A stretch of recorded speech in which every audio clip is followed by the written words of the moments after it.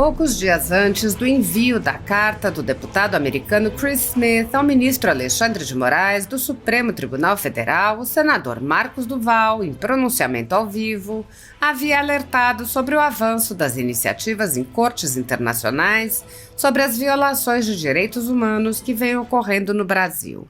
O senador afirmou que tinha informações de que a Corte Internacional e o Parlamento americano já concluíram um dossiê e está enviando para o Rodrigo Pacheco, Arthur Lira e o Alexandre de Moraes uma série de questões e provas dos crimes que eles estão cometendo. Duval afirmou que os congressistas americanos estudaram o caminho mais efetivo para a responsabilização pessoal dos agentes envolvidos nas violações de direitos humanos. Marcos Duval explicou que o Brasil é signatário do Tratado de Roma e, assim, se compromete a seguir determinações exaradas pelo Tribunal Penal Internacional, como, por exemplo, um possível mandado de prisão. O senador afirmou que há um dossiê preparado com comprovação dos atos de violação de direitos humanos que o Congresso americano vai enviar ao Tribunal Penal Internacional para a apuração de graves crimes contra a humanidade. O senador explicou que as violações de direitos humanos das pessoas que foram presas em massa a mando do ministro Alexandre de Moraes se encaixam perfeitamente na legislação utilizada pelo Tribunal Penal Internacional para definir crimes contra a humanidade e alertou que, para os agentes que executaram os atos, a alegação de obediência a ordens superiores não será aceita. Ele disse: não exime a responsabilidade individual, especialmente se o indivíduo sabia que a ordem era ilegal. Duval acrescentou: aqueles que ordenam, planejam ou auxiliam na execução de crimes são igualmente responsáveis. O senador Marcos Duval disse que nos dias que se seguiriam, o Congresso americano questionaria o ministro Alexandre de Moraes e os presidentes do Senado e da Câmara e alertou que, após esse passo, o passo seguinte seria o envio ao Tribunal Penal Internacional de uma farta documentação dos abusos cometidos nos inquéritos políticos conduzidos pelo ministro Alexandre de Moraes. O senador disse: não é o Brasil que vai ser condenado, vai ser a pessoa que vai ser condenada. Investigações seletivas estão comuns no país. No Supremo Tribunal Federal, o ministro Alexandre de Moraes conduz inquéritos sigilosos contra apoiadores do ex-presidente Jair Bolsonaro. Em um desses inquéritos, a sede da Folha Política foi invadida e todos os equipamentos do jornal foram apreendidos, após a Polícia Federal atestar que não havia motivos para qualquer indiciamento. O inquérito foi arquivado a pedido do Ministério Público, mas o ministro abriu outro inquérito de ofício e compartilhou os dados do inquérito arquivado. A renda do jornal está sendo confiscada, a mando do ministro Luiz Felipe Salomão, ex-corregedor do Tribunal Superior Eleitoral, em atitude que foi elogiada pelos ministros Luiz Roberto Barroso, Alexandre de Moraes e Edson Fachin. Toda a renda de mais de 20 meses de jornais, sites e canais conservadores está sendo retida sem qualquer base legal. Se você apoia o nosso trabalho e pode ajudar a Folha Política a continuar funcionando, doe qualquer valor à empresa Raposo Fernandes através do QR Code que está visível na tela ou através do código Pix ajude@folhapolitica.org. Caso não utilize Pix, há a opção de transferência bancária para a conta da empresa Raposo Fernandes, disponível na descrição deste vídeo e no comentário fixado no topo. Há mais de 10 anos, a Folha Política vem mostrando os fatos da política brasileira, enfrentando a espiral do silêncio imposta pelo cartel midiático que pretende controlar o fluxo de informações no Brasil.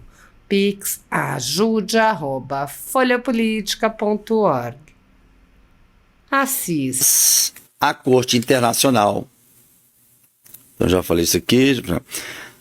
Informação que eu tenho de primeira mão é que a Corte Internacional e o Congresso, o Parlamento americano, já concluiu um dossiê e está enviando para o presidente do Congresso, Pacheco, o Lira, e para o ministro Alexandre de Moraes, com uma série de questões e provas dos crimes que eles cometeram.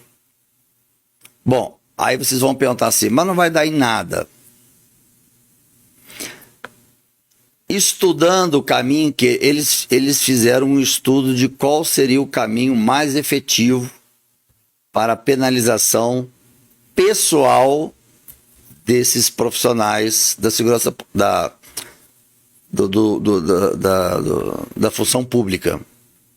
Então, tem um Tratado de Roma que foi feito após os julgamentos de Nuremberg, depois da Segunda Guerra Mundial, onde diz o seguinte, aí eu queria a atenção dos meus colegas aí da Polícia Federal, porque tem notícia ruim. Tem notícia ruim e eu consegui um furo de pegar um dos documentos para comprovar se era verídico o que eu estava escutando ou não. Mas como está tudo em inglês, eu fiz uma pequena tradução e diz o seguinte. Como o Brasil é signatário ao Tratado de Roma, né, então esse Tratado de Roma, ele penaliza, que foi montado, né, que é o Tribunal Penal Internacional. Então o Brasil é signatário. E o que significa é que o país se compromete a aplicar suas disposições em seu território e cooperar com o Tribunal Penal Internacional. Então, se sair um mandado de prisão contra o ministro, ele tem que ser preso. Aí você vai dizer assim, mas isso não vai acontecer. Aí que as coisas pioram, porque direitos humanos hoje é igual falar sobre meio ambiente. É como se eu chegasse para vocês agora e dissesse, queimaram toda a Amazônia, acabou a Amazônia. Não temos mais aquele mar verde. Então, para eles, o crime contra direitos humanos é gravíssimo. Então, é o seguinte, foi feito um dossiê, comprovou os atos contra os direitos humanos, e aí o Congresso americano está enviando documentos aqui pedindo satisfações para o ministro e para o presidente do Senado, do Congresso e o Lira. Mas não é só isso. Também estão enviando todas as provas que estavam naquele pendrive e que encaixa em 2 artigos do Tribunal Penal Internacional. Eu vou ler para vocês e vocês vão ficar impressionados. Artigo 25 e o artigo 28 do Estatuto de Roma. Podem procurar no Google. Vocês procurem no Google. O artigo 25 fala o seguinte: responsabilidade criminal individual. O artigo 25 aborda a responsabilidade criminal individual e especifica que o Tribunal Penal Internacional tem jurisdição sobre indivíduos, não sobre o Estado. Porque quando é uma penalidade ao Estado, a sensação de impunidade é certa. Mas aqui é contra o indivíduo, não contra o Estado. Qualquer pessoa que cometa crime sob a jurisdição do Tribunal Penal Internacional será responsável e sujeita a processos criminais. Uma pessoa comum. Obediência às ordens superiores. Eu escutei, quando tiveram fazendo a busca e apreensão, os colegas da Federal, que, coitados, estão sendo usados, né? Não são eles que estão provocando isso, eles estão sendo obrigados a executar isso. Mas o que diz aqui vai levar um prejuízo enorme para muitas famílias dos policiais. E isso me preocupa. Que diz o seguinte: eles disseram o seguinte: senador, eu tenho que cumprir esse mandado de busca e apreensão porque a ordem veio do ministro do Superior Tribunal Federal. E eu não posso deixar de cumprir essa ordem. Mas eu falei para ele na hora, para o delegado, doutor, mas não se cumpre ordens ilegais. E essa busca e apreensão na minha casa, no meu gabinete, é ilegal, porque não foi feito o trâmite que está na Constituição. Então, praticamente, eles invadiram o Congresso. Então, o que diz aqui? É onde os americanos vão apresentar denúncia para o Tribunal Penal Internacional, que já teve acesso a uma prévia e disse que tem fartura de provas. Então, vamos lá. Obediência às ordens superiores. Não exime a responsabilidade individual, especialmente se o indivíduo sabia que a ordem era ilegal. E a pessoa falou isso para mim. Não, eu sei que isso não é o procedimento normal. Mas, como está aqui no documento, o ministro está dando a ordem para a Polícia Federal cumprir essa missão. E o Tribunal Penal Internacional vê isso como crime. Então, mesmo que o superior ordenou, porque no julgamento que tinha em Nuremberg, depois da Segunda Guerra, os nazistas sendo punidos e condenados, muitos diziam assim, não, mas eu estava cumprindo ordens. O meu superior que determinou que eu executasse tantas pessoas, senão seria eu executado. Então, ele tinha que não cumprir a ordem, porque sabia que era uma ordem contra os direitos humanos. Então passou ao Tribunal Penal Internacional a penalizar. E foram presos vários, se não a totalidade, e outros que se mataram, cometeram suicídio e por aí vai. Outra questão, comando e controle. Aqueles que ordenam, aí cabe ao ministro. Aqueles que ordenam, planejam ou auxiliam na execução de crimes são igualmente responsáveis. Isso incluindo tanto os mandantes quanto os executores diretos. Ou seja, quem determina a ordem de cumprir uma decisão ilegal é condenado e quem executa também é condenado. Aí que entra a Polícia Federal e o ministro. Vamos para o artigo 28. O artigo 28, eu tenho assim uma quantidade gigantesca de documentos, vídeos, fotos, depoimentos, chega a estar em excesso. Só a live que eu fiz no dia que eu estive no galpão, porque eu fui o único parlamentar que esteve no galpão, mas não nos presídios. Eu fui ao galpão onde estava todo mundo ali confinado. Olha o que diz o artigo 28. Responsabilidade dos comandantes e outros superiores.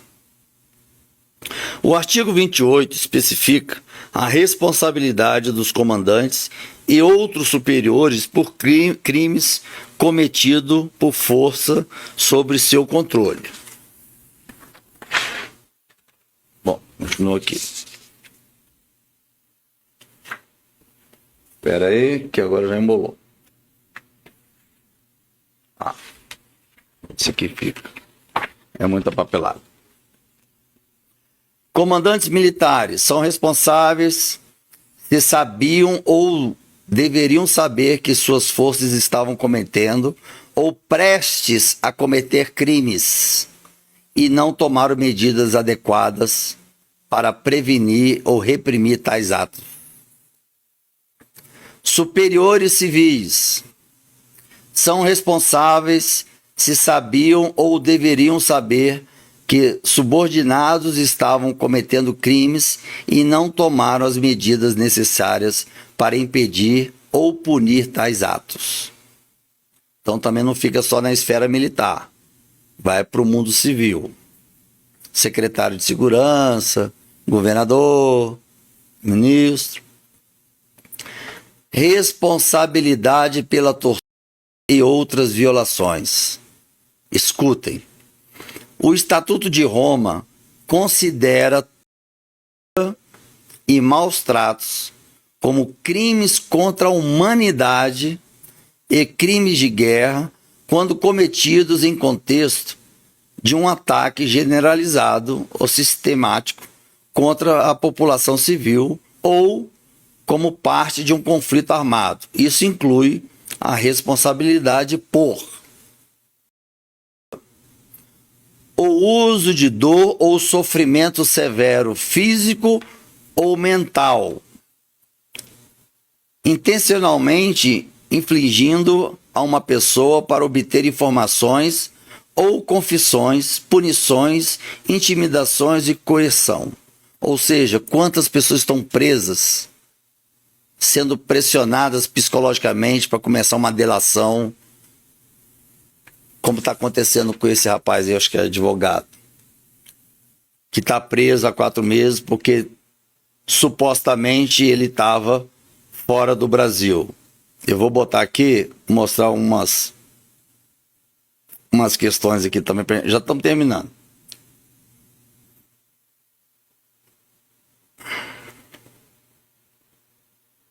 É impressionante. Quando a gente não quer, a gente acha de cara. Quando a gente...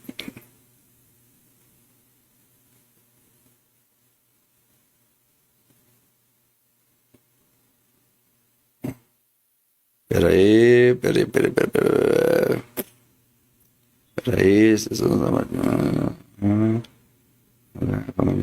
Ah, tá, pronto, cheguei. Bom, então vamos lá. Eu tive, todo mundo sabe, no galpão. Olha isso daqui. Não sei se vocês conseguem ver até aí. Isso fui eu filmando. E aí eu vou completar o que diz aqui, tá? Então, vocês estão vendo aqui, tem crianças, adolescentes, mulheres, homens, idosos, a quantidade de gente tumultuada no mesmo local. Essa imagem fui eu que fiz.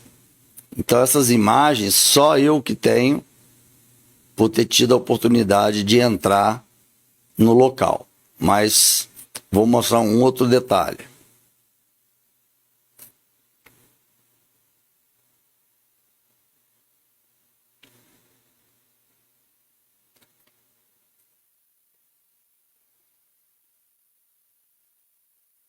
Temos cartas aqui com depoimentos, enfim, tem muito de sobra de documentos comprobatórios.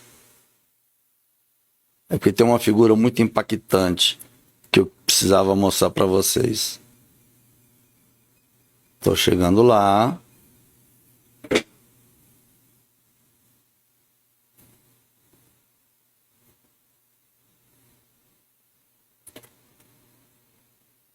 Sigo chegando lá. Live é assim mesmo, tá, gente? Que aqui poderia ter cortado e a gente estaria ganhando tempo. Mas a live fica mais natural.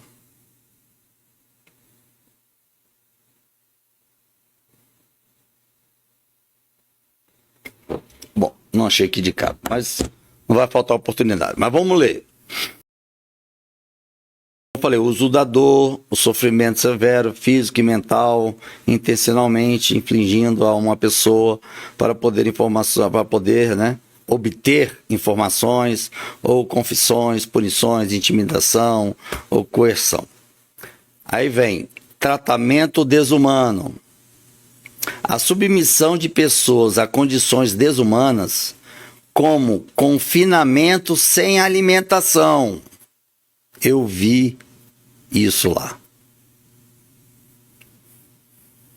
Vamos seguir. Sem água, eu vi isso lá. Ou sem saneamento, eu vi isso lá. em condições que causam sofrimento físico ou mental significativo. Tratamento de vulneráveis inclui a responsabilidade por ações contra idosos, jovens, crianças, mulheres em condições sem estrutura adequada, como ausência de instalações sanitárias ou de alimentação, ou que configura um tratamento cruel e desumano. Aí eu vou mostrar esse vídeo para vocês. Com esse vídeo aqui, não tem mais o que se discutir.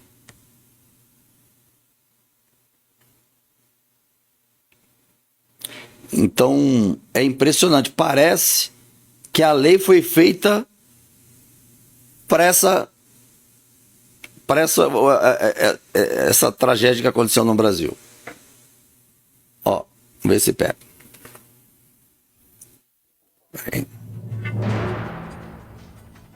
Isso aqui quando eu fui... Deixa aparecer quando começar a chegada. Isso foi na madrugada, ó. Isso são eu que fiz essas filmagens.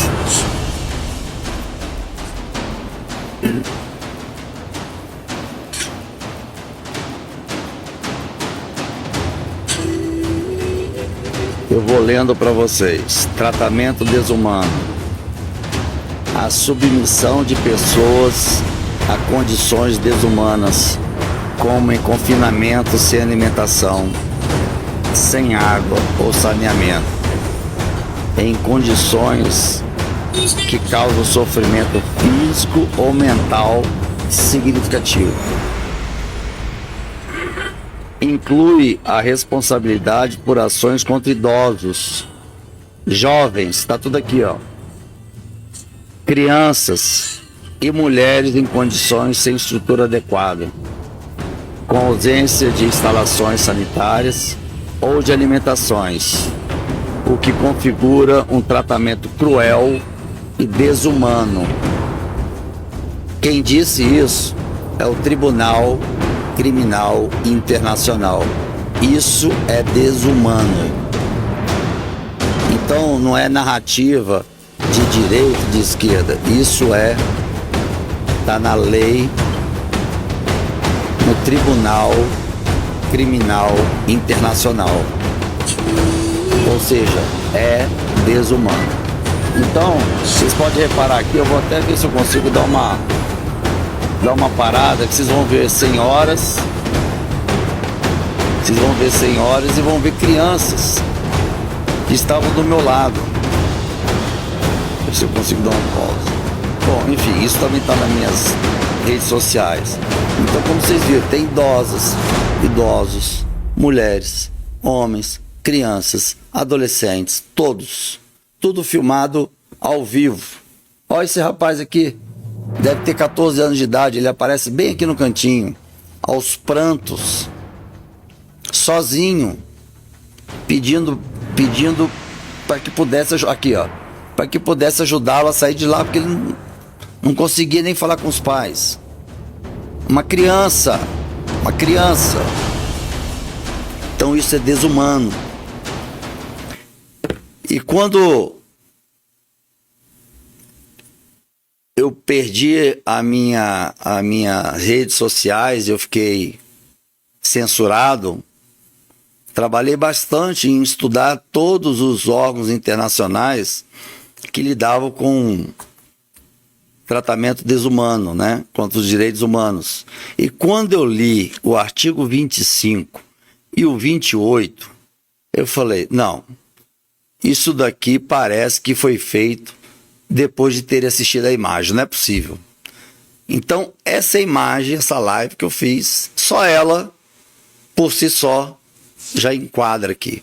Porque na live eu fui em cada canto, falei com cada pessoa, mostrei as condições, que não tinha condições, mostrei fezes humanas, mostrei, enfim, um local realmente de tortura.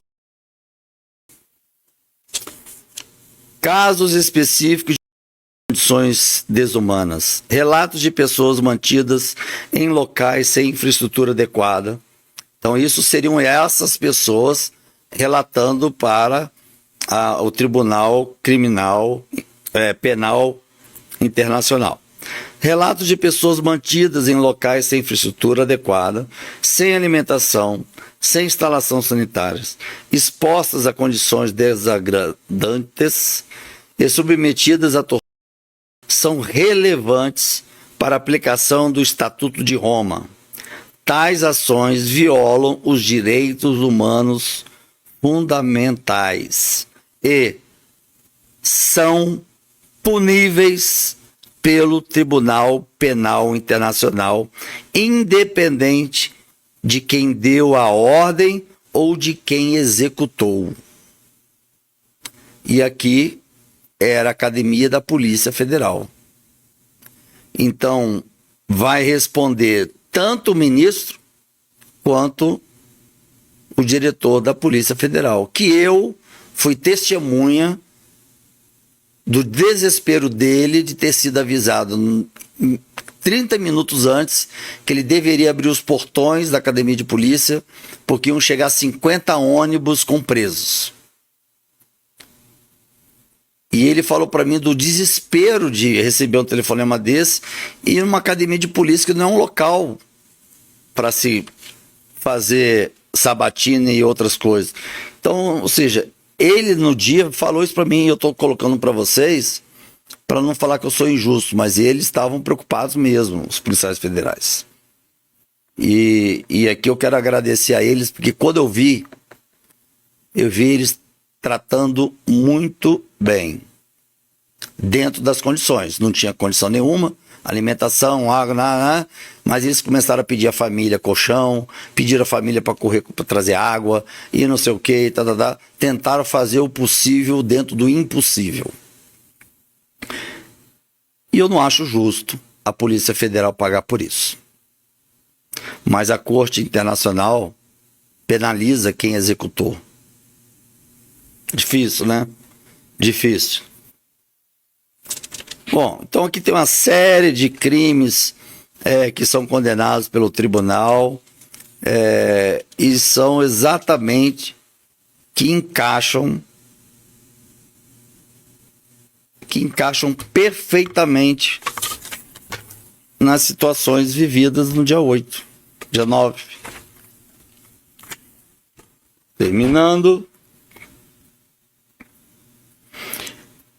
Bom, então eram esses as mensagens que eu tinha que passar para vocês.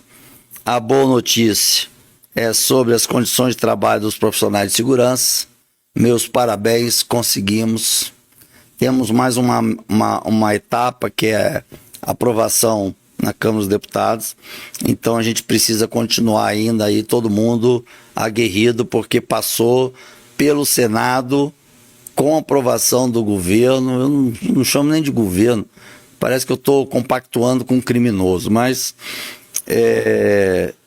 ou seja, não vai ter resistência e é muito provável que esse projeto já entra no próximo ano a tornar real. Então isso aqui era um sonho de todos os profissionais de segurança pública. Graças a Deus e graças à minha equipe a gente conseguiu. E a outra notícia é essa questão do STF, que a Corte, que o Congresso americano já está mandando comunicações do setor que eles lidam lá como se fosse uma CPMI sobre violações dos direitos humanos. Eles estão enviando uma série de questionamentos para esses três, que é o Lira, Pacheco e Alexandre. Após isso, independente de qualquer resposta que houver, eles já vão encaminhar o dossiê. Aí é uma questão preocupante, que eu consegui o documento. Dentro desse dossiê existe uma lista enorme de policiais federais que constavam nos inquéritos. Então eles tiveram acesso aos inquéritos, viram todas as violações que foram feitas nos inquéritos, todas as decisões contra a Constituição, contra a democracia, contra a liberdade de expressão, porque o fato, como eu falei no início, de você ser censurado, você está sofrendo um crime contra os seus direitos. Você está sofrendo de um crime contra os seus direitos. Ou seja, há uma farta documentação que os americanos já estão em posse, como eu disse para vocês, que o pendrive não está aqui mais no Brasil desde o ano passado e que já está sendo usado desde o ano passado. Bom, é isso que eu tinha que passar para vocês. E aí eu perguntei hoje para uma pessoa, que eu não vou dizer o nome, eu perguntei para a pessoa, quando é que eu vou receber meus equipamentos de volta? E um deles, um equipamento do Senado. Ah, não vamos mexer com isso agora não, e tal, o momento está delicado. Negativo. Está descumprindo a Constituição. Que hipocrisia é essa? Não, eu estou aqui defendendo a Constituição. E estou descumprindo na mais pura aberração pública de não estar cumprindo o meu papel, a qual quem assumiu o STF fez um juramento em defender a Constituição. Então é isso. As injustiças foram feitas desde os patriotas, passando por policiais e chegando até um senador da República. O fato de ter entrado no meu gabinete é considerado no Congresso o crime mais grave feito pelo ministro Alexandre de Moraes. Foi a ação mais grave. Bom, então, uma hora a gente tem essa sensação de querer a justiça rápida, de forma emergencial, para falar assim, tá vendo? Pagou pelo que fez, mas pela democracia não é nessa velocidade. Mas a boa notícia é que para onde está chegando, está sendo aceito e estão dizendo que tem fartura de documentos comprovando todos os artigos que o Tribunal Penal Internacional condena. E o que é mais importante, não condena o Estado, não. Não é o Brasil que vai ser condenado. Vai ser a pessoa que vai ser condenada.